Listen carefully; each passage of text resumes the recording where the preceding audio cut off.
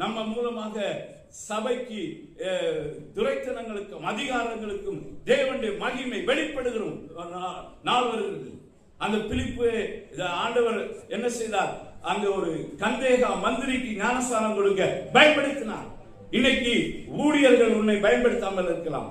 இன்னைக்கு சபையை கட்டுகிறவர்கள் உனக்கு இதுக்கு தகுதி இல்லை என்று சொல்லலாம். உன்னை ஆகாதவன் என்று தள்ளலாம். அவர்கள் உன்னை சபையை விட்டு தள்ளி இருக்கலாம்.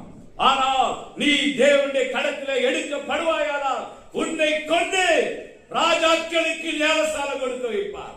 உன்னை கொண்டு ஆளுகிறவர்களுக்கு ஞானஸ்தானம் கொடுக்க வைப்பார். உன்னை கொண்டு பல இடங்களுக்கு அவர் தூக்கி செல்வார்.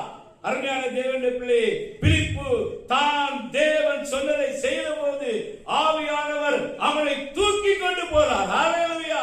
அவன் ட்ரெயின்ல பஸ்ல எல்லாம் போல, ஆவியானவருடைய பிளைட்ல போனான். ஹல்லேலூயா!